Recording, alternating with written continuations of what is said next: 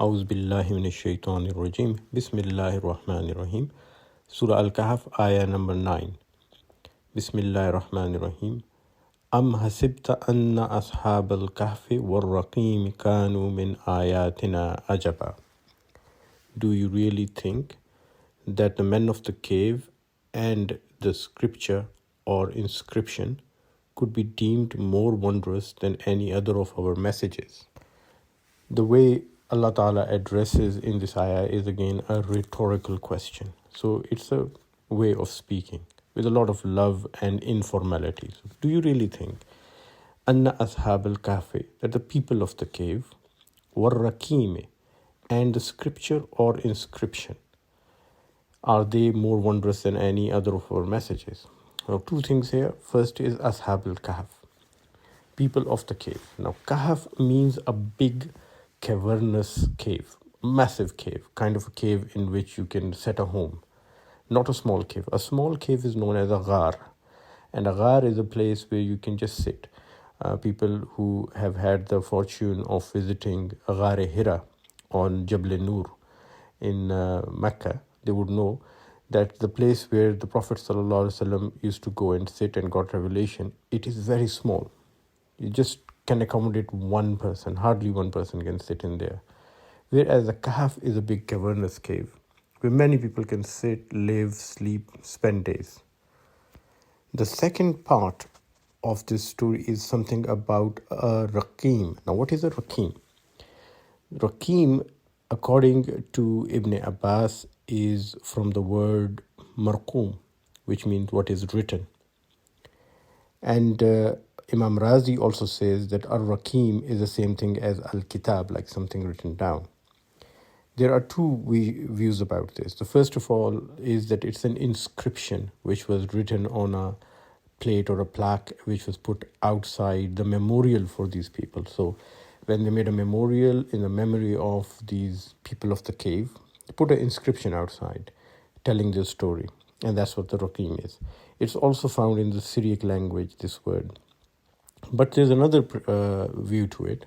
And that view is that these people, they were people who used to write down things. And they were writing down the holy scriptures. And that's why the word Rakim means a scripture. And as Imam Razi says, that Al-Rakim is the same as Al-Kitab, like writing a book. So the second viewpoint is that these were literate young men who used to write down the scripture. Before we start the story, let me give you a background. Let me take you back into history. So we are going back to about 249 AD.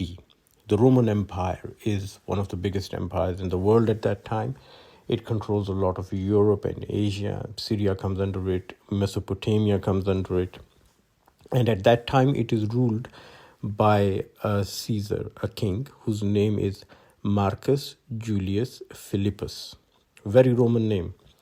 But people call him Philip the Arab because he is an Arab born in Syria near Damascus. And he's ruling, and there's been 1,000 years of the Roman Empire, and he makes big celebrations and a lot of festivities and is very proud. But there's trouble brewing on the borders. So in Europe, the barbarian tribes are attacking. In the East, in Asia, the Persians are attacking. And the Roman Empire is in turmoil.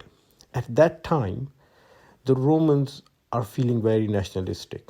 And of this king, Philip the Arab, there's a confidant, and his name is Trajan Decius, which in Arabic is translated as Daqyanus.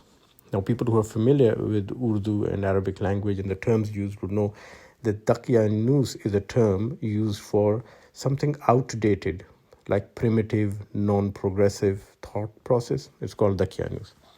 And that goes back to this person known as Trajan Decius, Mr. Daqyanus, who has got very primitive ideas. And one of those primitive ideas is he's nationalistic. He doesn't like this Arab guy becoming king of the Romans. And secondly, he also doesn't like this new religion of Christianity which has come around. And Philip the Arab, he's got a lot of sympathy for the Christians. And some even rumors saying that he might have converted to Christianity secretly with his wife and his family. So Decius, Dakianus, he causes a revolt against Philip and he throws him off the throne. Kills him, kills his son, kills the rest of the family, whoever he can get hold of. And now Trajan Decius is the new king. Dakianus is the new king. And Mr. Dakianus, he starts to bring around old ideas, Roman gods, idol worshipping, just to counter Christianity.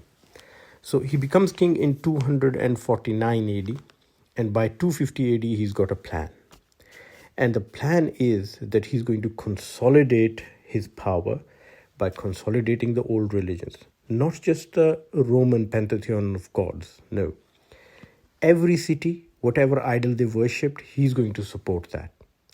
So local gods, local deities, Greek gods, whichever god you have, whichever idol you have would be supported, except the one God, which is the God of Christianity. So like in Islam, we say, La ilaha illallah, no God but Allah. He goes in reverse and he says, any God but Allah. So historical record shows that in around 250 AD, he gave an edict. He gave a ruling, and this ruling has been found in Egypt, all written down, that all inhabitants of the empire are to sacrifice before the magistrates of their community for the safety of the empire by a certain day. Now, we have to focus here. He's calling it a measure for the safety of the empire. If you don't sacrifice, that means the empire won't be safe. And if the empire is not safe because you haven't sacrificed to the gods, you are not patriotic. And once they have sacrificed in front of those magistrates, and every community would have magistrates for them, they would obtain a certificate. In Latin, they call it a libellus. And that is going to assure the sacrificant's loyalty to the ancestral god. So very important. You have to have a certificate, every community. And if you don't have the certificate, you are in big trouble. Now, he's using this nationalistic touch to come down hard on Christianity or the new faith which believes in one God instead of idol worshipping. And if you don't follow it, you are considered to be a traitor. And the trick works. So there are three types of reactions from the people. Those who are not believing in one God, they go ahead and they sacrifice and they get their certificates. Now, those who believe in one God, especially the Christians, they say that we are not going to sacrifice. And those who said we won't sacrifice, they are killed, including some famous names like Pope Fabian, who was a pope at that time. He gets killed. And then people turn against the Christians. They say, oh, they are not patriotic. They are traitors. So there's massive killing at Carthage and Alexandria. And then there's a third group of Christians, including some bishops, who come up with this idea that we are doing this sacrifice on behalf of the emperor, not to the emperor. So we are not doing this sacrifice. Actually, we're doing it for the emperor, for the safety of the nation, to prove our alliance with the emperor and our patriotism. So it is okay to do it. Now, what is this? This is a deviation and ivaj, which Allah Ta'ala says in Quran that this kitab doesn't have ivaj and Islam doesn't have any deviation. You talk straight and you do not deviate from the straight path. But here the deviation occurs. So a lot of these certificates are issued, and even today 46 certificates were found, and all are dated from 250 AD. Now this date is very important, and later in Surah KAHF we know why the date is important. So 250 AD, remember, this is the date when all of this is happening. Now during this time, in the city of Ephesus, there are these young men, we don't know the exact numbers, but they refuse. They say they are not going to sacrifice. So they are in trouble and they don't have the certificate. So they would be killed, as many other Christians have been killed. And they don't want to go for the image, the deviation of that we are sacrificing on behalf of the emperor and not directly sacrificing to the gods. They say, no, we are not going to sacrifice. So they run for their life and they go hide in a cave. And in that cave, according to Quran, they fall asleep. According to the Christian tradition, the King Decius' army goes and finds them, and they wall up the cave. They close the cave. They put bricks or stones, and they close the entrance of the cave so that they would die inside. But this is not what the Quran says. Quran says that they went and they slept in there and nobody ever found them. So next what happens is time passes by, a long time passes by, till we come to the time of another king, and his name is Theodosius II. What's happened during this time is the Roman Empire has split into two, the Eastern and the Western. So the Western Roman Empire is based on Rome, the Eastern Empire is based on Constantinople, and Theodosius II is the ruler of the Eastern Roman Empire. And at that time, according to Quran, these men, they wake up. And this is the same time when there is a big debate going on among Christians, which have now become the state religion of the Eastern Roman Empire, that is resurrection a reality or not? Are people going to come back to life on the day of judgment, or is it just going to be the soul and the spirit, because the body can't come back to life if it's dead? A lot of this debate is going on, and we know the time of this debate is around 447 AD. And King Theodosius II, he ruled from 402 to about 450. So around 447 AD, the debate is going on, and these men, they wake up, and people find out, and it's a miracle. Now, after being discovered by the people, they tell them their story, and people come to realize that yes, resurrection is a fact, it is going to happen. And then these young men, they die. And once they die, they become celebrities, they become saints. People start venerating them, people start praying to them instead of God. They make a big memorial with an inscription where the term Rakim comes from. The story becomes so popular that it is written down about 26 years after this event by a Syriac writer whose name is James Siroji. About 474 AD, he writes the story down. And it goes to Europe, it goes eastwards. Everyone starts to claim them. The people of Ephesus say they were from Ephesus, but people in Jordan, Amman say that no, they were from Amman region. And then Jews, they start claiming that these people were actually Jews, and they were not even Christian. And they say that because they believed in one God and didn't want to do idol worshipping, they went to the caves near the Dead Sea. Now, near the Dead Sea, there was at that time a group of Jews which were known as the Essene Brotherhood. Now, this Essene Brotherhood are called so because they are ascetics. They write the Torah, so they inscribe the Torah. And the term for that is Oseh HaTorah, makers of the Torah. And from there, the word changes Oseh HaTorah to Essene. So this is a Jewish sect which like to have voluntary poverty, daily immersions. Their priestly class doesn't marry. And we know of them now as the Qumran community. Near the Dead Sea, they found a lot of caves, and on those caves, they found these Dead Sea scrolls. They found these scriptures written by them, which are, some of them are diaries, some are scriptures, some is like different views, like a library. And even today, it's very much popular, and a lot of research is going on at what they have written at that time. And these people have been mentioned by historians such as Josephus, who's a Jewish historian, Yusuf bin Matityahu was his real name, and also Roman historian like Pliny the Elder. So this is well documented that there were people who used to live in caves around the Dead Sea. And the Jews claim that these people are theirs. They are not Christian, the Ashab-e-Kahf, they were Jewish. Among the Christians, especially the Jacobite Christians, the Jacobi Christians, they are part of the Syriac church. It's like a church based mostly in Syria. And the Christians at the time of the Prophet ﷺ from Najd, they followed the Syriac church and the Jacobite teachings. They revered them a lot, and they celebrated a day which is called the Day of the Seven Sleepers every year.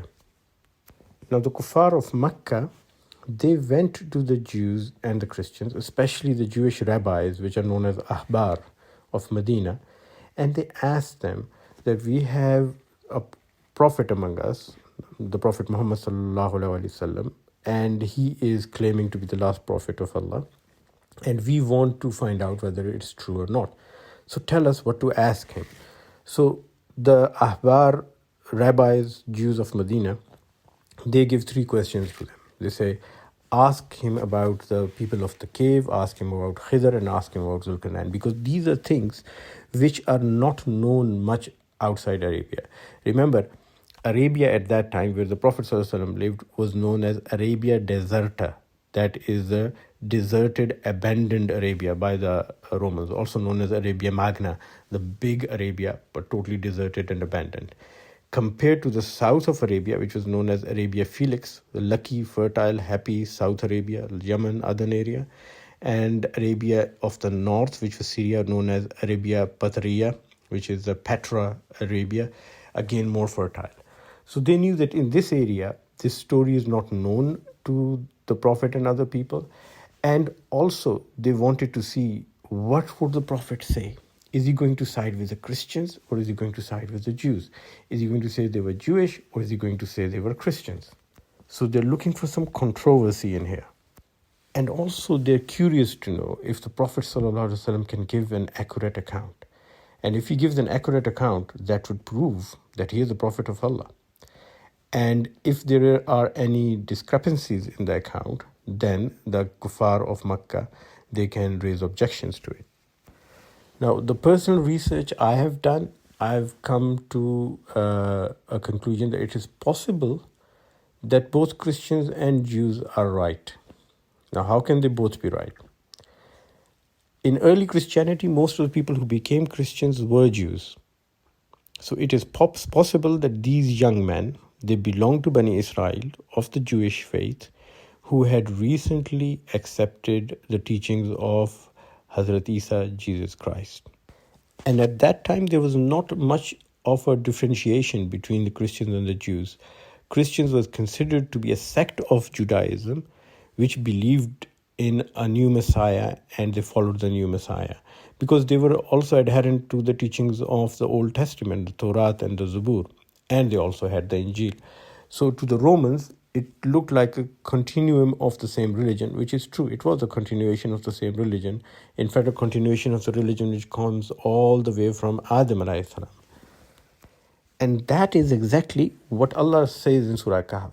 Allah Ta'ala comments on their belief in God without commenting on what sect they might be. Whether they might be the Jewish sect of the Essene Brotherhood, whether they might be newly converted Christians, whether they might be Orthodox Jews. He doesn't comment on it, because that doesn't matter. The real thing which matters is what they believed in. And Allah Ta'ala goes straight to the core of the matter, that this is what they believed and this is what they were. They were believers. Now, through this story, just remember 3 dates. 250 AD, Decius Dacianus, he is forcing people to make sacrifice to the idols. 447 AD, Theodosius II, Christian rule, he's Christian himself. These boys, they wake up in the cave. And then soon after they die. And 474 AD, James Siroji, he writes the story. So just remember these dates, and I'll explain it later when we come to the ayah where Allah is talking about the time period. And we'll see how eloquently Allah Ta'ala refutes the idea of the Christians and the Jews that they slept in the cave for 300 years, because they were not there for 300 years. Now back to ayah number 10. And here Allah Ta'ala is giving a summary of the whole story. Bismillah ar-Rahman ar-Rahim. إذ أوى الفتية إلى الكهف فقالوا ربنا آتنا من لدنك رحمة فقالوا ربنا آتنا من لدنك رحمة وهيئ لنا من أمرنا رشدا. When those youths took refuge in the cave, they prayed, O our sustainer, bestow on us grace from yourself and endow us whatever our condition with consciousness of what is right. importance of the word used here is that Allah is saying fityatu is awal fityatu.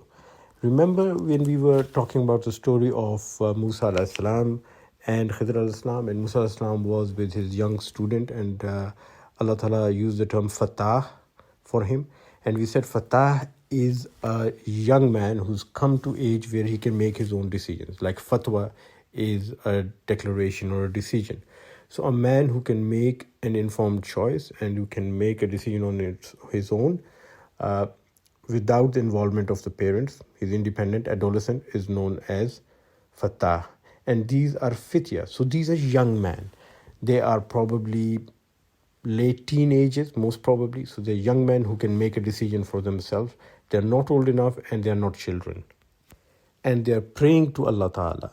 And they're saying to Allah Ta'ala, give us consciousness of what is right.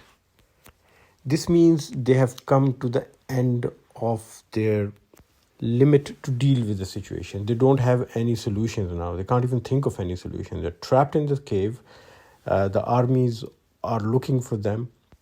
And if they're found, they would be asked to make the sacrifice, to leave their religion. If they don't do so, they would be tortured and killed. So they, in this situation where they can't see any way out, are praying to Allah and saying, please help us and give us consciousness of what is right.